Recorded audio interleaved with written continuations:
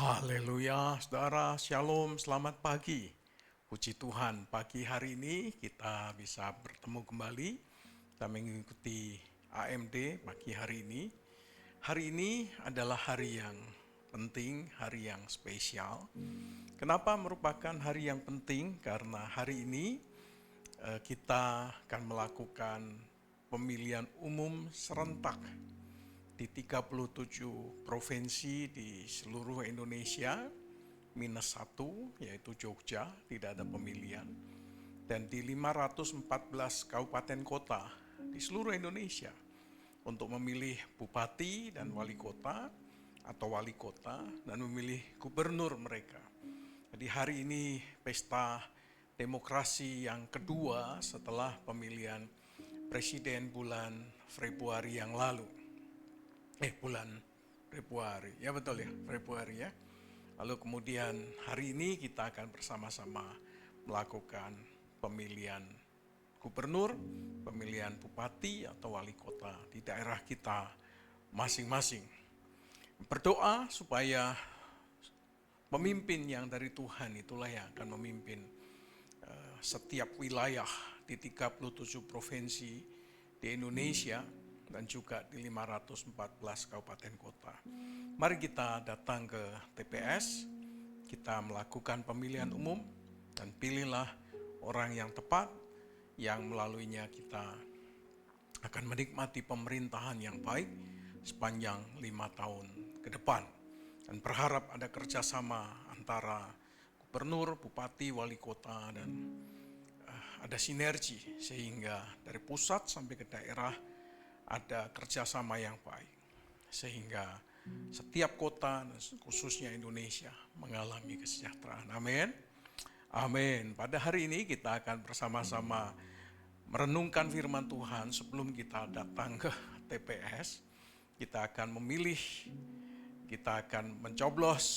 Sebelum kita memilih dan mencoblos, kita merenungkan bagian dari firman Tuhan. Tema pagi ini adalah kota perlindungan. Sebelum nanti saudara dia membantu kita membaca ayat 1 sampai dengan ayat yang ketiga, mari kita bersama-sama berdoa. Kami bersyukur Tuhan, terima kasih karena pagi hari ini kami dapat bangun dengan kekuatan yang baru, dengan kesehatan yang sempurna yang datang daripada Tuhan. Pagi hari ini kami ingin merenungkan firman Tuhan sebelum kami melakukan pemilihan umum, sebelum kami melakukan segala aktivitas dan kesibukan kami yang lainnya. Tuhan tolong kami. Di dalam nama Tuhan Yesus Kristus kami berdoa. Haleluya. Amin. Puji Tuhan, puji Tuhan. Saudara, silakan adik ayat 1 sampai dengan ayat yang ke-3 saja. Ulangan 19 ayat 1 sampai 3. Apabila Tuhan Allahmu sudah melenyapkan bangsa-bangsa yang negerinya diberikan kepadamu oleh Tuhan Allahmu, dan engkau sudah menduduki daerah mereka, dan diam di kota-kota dan rumah-rumah mereka, maka engkau harus mengkhususkan 3 kota di dalam negeri yang diberikan Tuhan Allahmu kepadamu untuk diduduki. Engkau harus menetapkan jauhnya jalan dan membagi dalam 3 bagian wilayah negeri yang diberikan Tuhan Allahmu untuk dimiliki olehmu, supaya setiap pembunuh dapat melarikan diri ke sana.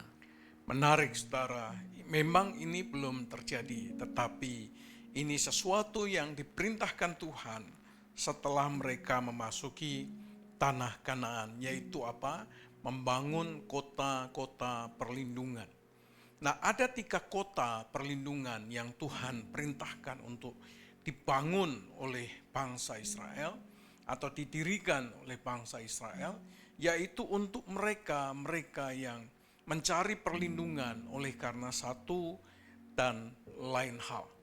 Saudara, budaya untuk mendirikan kota perlindungan ini itu juga dimiliki oleh bangsa-bangsa di sekitar bangsa Israel sendiri. Kenapa? Karena mereka juga memberikan ruang bagi mereka-mereka yang dalam situasi dan kondisi tertentu mereka punya problem, tapi kalau mereka datang ke tempat itu, mereka mendapatkan perlindungan, tidak boleh dibunuh, tidak boleh diperlakukan dengan tidak adil dan sebagainya. Jadi mereka pergi ke kota-kota perlindungan untuk mencari perlindungan, saudara. Nah, kalau bangsa-bangsa biasanya bentuknya adalah tempatnya itu bisa kuil, bisa tempat-tempat yang ya memang disediakan. Tetapi untuk Israel sendiri mereka harus mendirikan kota-kota perlindungan. Ingat ketika ada orang sampai kepada satu tempat, lalu kemudian mereka masuk ke tempat itu, maka mereka harus mendapatkan perlindungan. Nah, hal ini terjadi kalau saudara perhatikan ayat yang pertama, di sana dikatakan, apabila Tuhan Allahmu sudah melenyapkan bangsa-bangsa yang negerinya diberikan kepadamu. Nah, kata melenyapkan ini dapat kita pahami dengan 3 pemahaman. Yang pertama, kata melenyapkan itu berarti membuat atau memotong, ya, membuat perjanjian. Ya. Jadi yang pertama, melenyapkan ini berarti memotong. Sesuatu yang diputuskan. Dengan kata lain adalah bahwa bangsa Israel tidak boleh memiliki hubungan dengan tradisi penyembahan berhala dari bangsa-bangsa yang ada di sekitarnya. Mereka betul-betul dipisahkan. Sehingga dengan demikian kita mengerti sebuah makna tentang dikuduskan. Karena kata dikuduskan itu berarti dipisahkan, diputuskan hubungan dari pengaruh-pengaruh atas roh jiwa tubuh mereka, supaya mereka tetap menyembah kepada Allah yang hidup. Jadi melenyapkan ini berarti memotong. Yang kedua, kata ini juga memiliki pemahaman menghancurkan. Ya, artinya betul-betul tak berbentuk lagi. Sehingga tidak ada ciri, tidak ada tanda, tidak ada sesuatu yang bisa dipegang, bisa dibayangkan, dan bisa diambil kembali oleh bangsa Israel. Jadi sungguh-sungguh Tuhan membersihkan, Tuhan mengkuduskan, Tuhan menyucikan. Sehingga benar-benar bangsa Israel tidak memiliki hubungan sama sekali. Bukan hanya diputuskan hubungannya, tapi Tuhan sungguh-sungguh menghancurkan sehingga tidak ada yang tersisa sama sekali. Kalau kita perhatikan, ini juga sudah pernah diulang oleh Musa dalam Ulangan pasal 12 ayat yang ke-9, ayat yang ke-29. Di sana dikatakan, apabila Tuhan Allahmu telah melenyapkan dari hadapanmu bangsa-bangsa yang daerahnya kau masuki untuk mendudukinya, dan apabila engkau sudah menduduki daerah dan diam di negerinya. Jadi ini merupakan kata yang diulang. Ini menunjukkan kepada kita bahwa kata ini merupakan kata yang sangat penting. Melenyapkan, memutuskan hubungan, menghancurkan, ini merupakan satu hal yang terus diulang-ulang.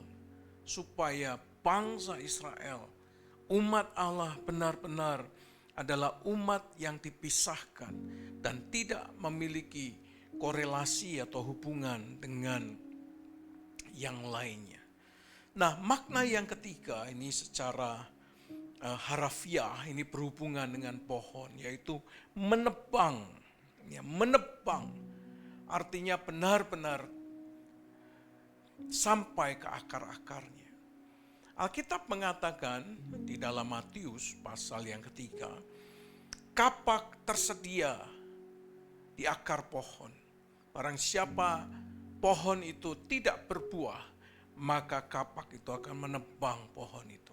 Sehingga tidak bisa lagi tumbuh, tidak bisa lagi menghasilkan sesuatu. Karena dipotong sampai ke akar-akarnya. Jadi Inilah yang dilakukan oleh Tuhan supaya bangsa Israel sungguh-sungguh fokus hanya kepada Allah semata. Jadi sebelum mereka mendirikan kota-kota perlindungan, maka yang dilakukan oleh Tuhan adalah satu, menghancurkan, dua, memotong, dan yang ketiga adalah menebang, sehingga tidak ada lagi yang akan mengganggu dalam tanda kutip kehidupan umat Allah yang fokus kepada Allah. Berapa banyak di antara kita dikelilingi oleh sesuatu yang kadang-kadang menarik perhatian kita jauh daripada Tuhan, menarik kita menjauh dari Tuhan, menarik perhatian kita sehingga tidak fokus kepada Allah. Nah, pada hal-hal yang menarik kita jauh daripada Tuhan, menjauh daripada Tuhan, dan menarik perhatian kita dari fokus kita kepada Allah, maka harus punya keberanian untuk menebangnya, harus punya keberanian untuk memotongnya, harus punya keberanian untuk menghancurkannya, sehingga tidak ada lagi hal yang mengganggu fokus kita kepada Allah. Mata kita hanya tertuju kepada Allah semata-mata. Saudara, dan setelah mereka tinggal di tanah Kanaan atau di tanah perjanjian itu, maka Allah memerintahkan kepada mereka untuk diam di kota-kota dan rumah-rumah mereka.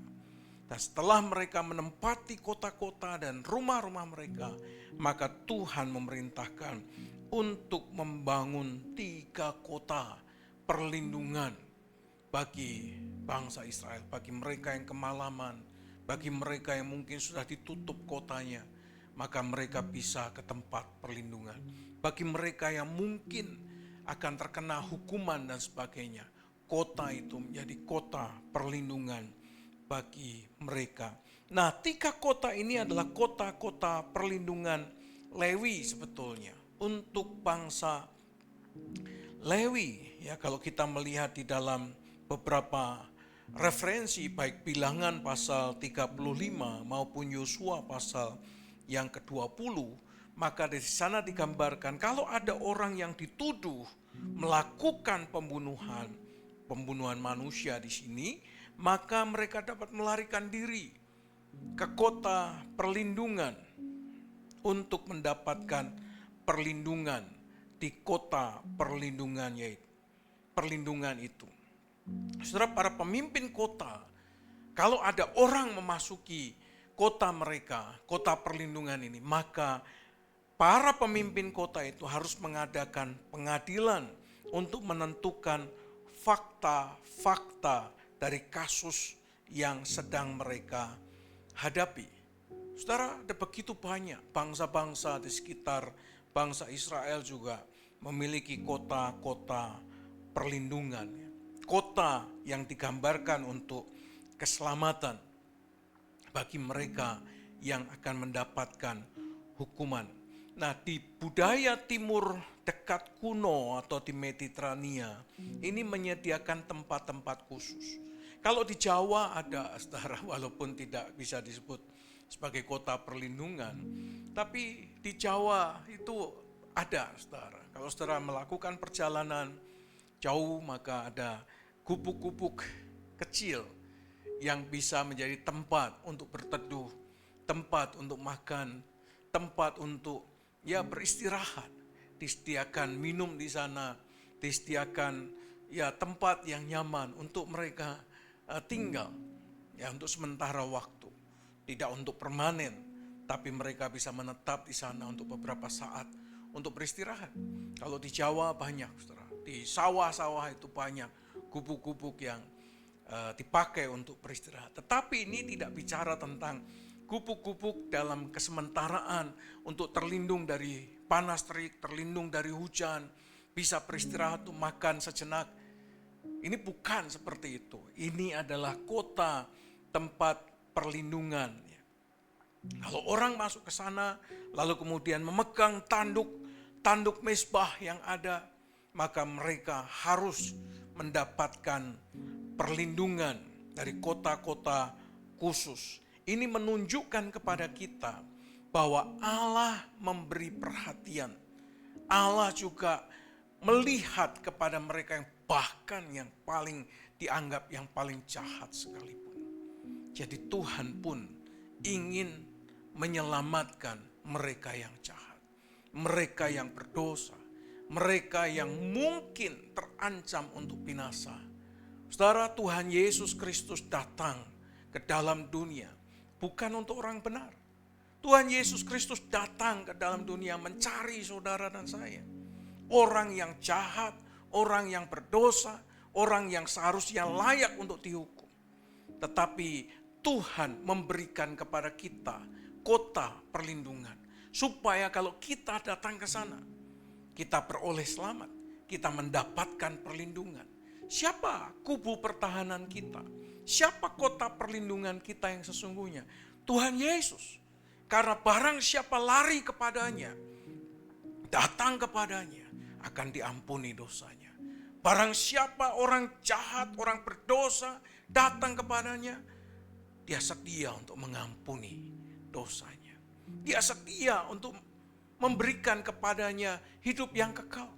Dia setia untuk membuka tangannya, memeluk mereka yang terhilang, memeluk mereka yang datang kepadanya dengan sungguh-sungguh, dengan air mata, dengan penyesalan, dengan pertobatan. Tangannya terbuka. Kota perlindungan yang sejati adalah Tuhan Yesus. Karena setiap orang yang berdosa, sejahat apapun dia, diperhatikan oleh Tuhan. Jadi ini adalah wujud dari perhatian Tuhan kepada mereka yang jahat. Jadi bukan semata-mata orang jahat itu dihukum. Orang jahat itu dibinasakan. Orang yang berdosa itu harus dirajam dengan batu, tidak. Tapi Tuhan membuka sebuah kesempatan bagi mereka yang jahat, bagi mereka yang berdosa, bagi mereka yang seharusnya dihukum. Mereka lari ke kota perlindungan. Mereka mendapatkan perlindungan daripada Tuhan. Saudara dan saya beroleh kesempatan.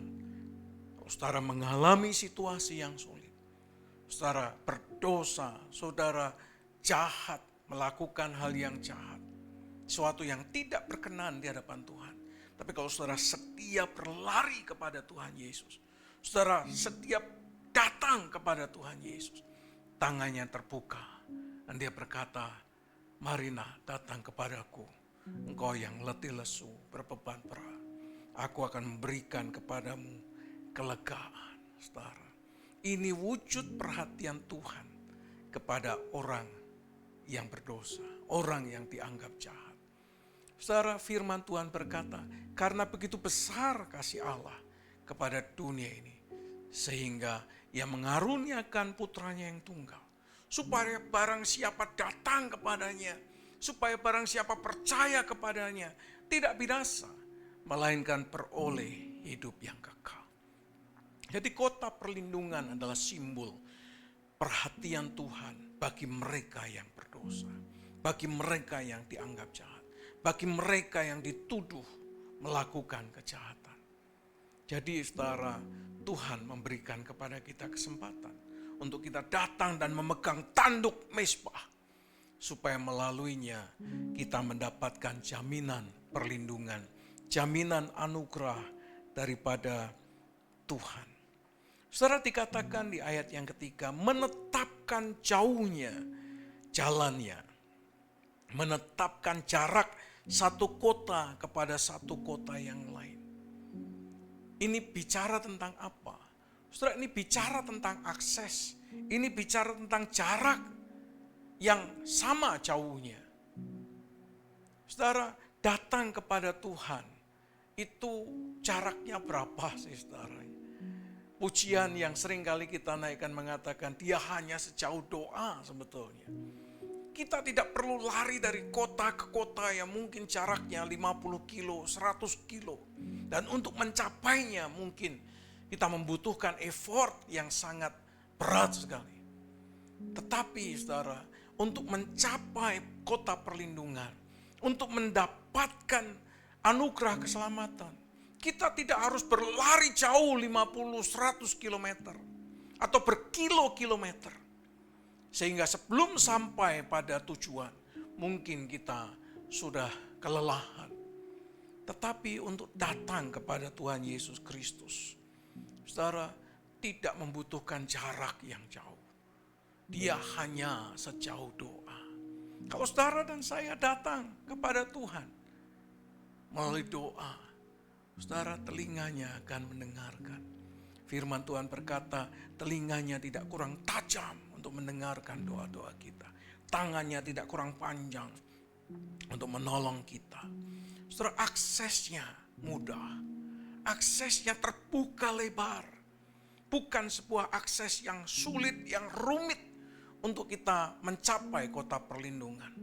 Akses kepada Tuhan. Dulu orang harus menyembelih korban binatang. Tapi hari ini Tuhan Yesus sudah mati di kayu salib, menjadi korban tebusan sekali untuk selama-lamanya. Jadi akses masuk ke ruang Maha Kudus terbuka lebar. Oleh karena itu setiap kita, saudara dan saya, punya akses langsung kepada Tuhan Yesus. Dan kalau kita datang kepadanya, kita pasti akan diterima dan peroleh anugerah yang luar biasa. Amin. Jadi mari kita datang kepada Tuhan Yesus. Dialah kota perlindungan kita yang sesungguhnya. Dia adalah gunung batu kita, kubu pertahanan kita. Kalau kita datang kepadanya dengan doa, dengan sungguh-sungguh, tangannya terbuka, dia berkata, mari nak, datang kepadaku. Engkau yang berletih lesu dan berbeban berat, aku akan memberikan kepadamu kelegaan. Saudara, aksesnya, jalannya terbuka. Bukan sebuah kota yang tersembunyi. Bukan sebuah kota yang tidak bisa diakses. Bukan sebuah kota yang harus bersusah-susah untuk mencapainya. Kita bisa datang kepada Tuhan anytime, kapanpun. Dan dia bersedia untuk menerima seburuk apapun keadaan dan hidup saudara. Dan dia setia untuk mengampuni dan memberikan kepada kita anugerah. Amin. Amin. Mari kita berdoa. Mari kita doakan pemilihan umum hari ini, pilkada ya. Gubernur, bupati, wali kota di Indonesia hari ini. Mari kita berdoa. Tuhan, kami bersyukur karena kami punya akses kepada Tuhan Yesus Kristus. Tuhan memberikan kepada kami kesempatan untuk masuk ke kota perlindungan yang sesungguhnya. Dan kami beroleh keselamatan daripada Tuhan. Hari ini bangsa Indonesia akan melakukan pilkada, gubernur, bupati, wali kota. Ya Tuhan, kiranya sungguh pelaksanaan pilkada ini dapat berjalan dengan baik. Muncul pemimpin-pemimpin yang baik atas Indonesia. Demikian juga dengan secara khusus Tangerang Selatan. Kiranya muncul pemimpin yang baik bagi kemuliaan Tuhan. Orang-orang yang mencoba untuk menghalangi, menghambat, mengganggu jalannya demokrasi di Indonesia, kami tolak di dalam nama Yesus. Kami patahkan kuasa dan pengaruh atas roh, jiwa, tubuh bangsa ini. Hingga bangsa ini memiliki pemimpin-pemimpin yang baik di masa-masa yang ke depan. Terima kasih ya Tuhan, kami mengucap syukur untuk pagi hari ini. Berkati semua aktivitas dan kesibukan kami. Kami serahkan ke dalam tangan anugerah-Mu. Biarlah hanya nama Tuhan saja yang dipermuliakan. Terima kasih ya Tuhan, kami bersyukur. Kami menyerahkan sepanjang hari ini ke dalam tangan anugerah Tuhan. Kiranya semua boleh jadi untuk kemuliaan nama-Mu. Di dalam nama Tuhan Yesus Kristus. Kiranya damai sejahtera dari Allah Bapa, cinta kasih sayang daripada Tuhan Yesus Kristus, persekutuan pertolongan pimpinan dan kuasa Roh Kudus menyertai saudara sekalian dari sekarang sampai selama-lamanya. Di dalam nama Tuhan Yesus Kristus. Haleluya. Amin. Puji Tuhan. Saudara, selamat menikmati hari ini. Mari kita jadi warga negara yang baik, datang ke TPS, kita nyoblos. Hari ini Adi jadi KPPS. Dia jadi tim pembela, oh bukan pembela ya, tim apa di KPPS di panitia pemungutan suara, saudara ya. Saya kemarin datang ke Kelurahan Jelupang, saya coba cari nama Bima Adi Sanjaya, ada saudara namanya.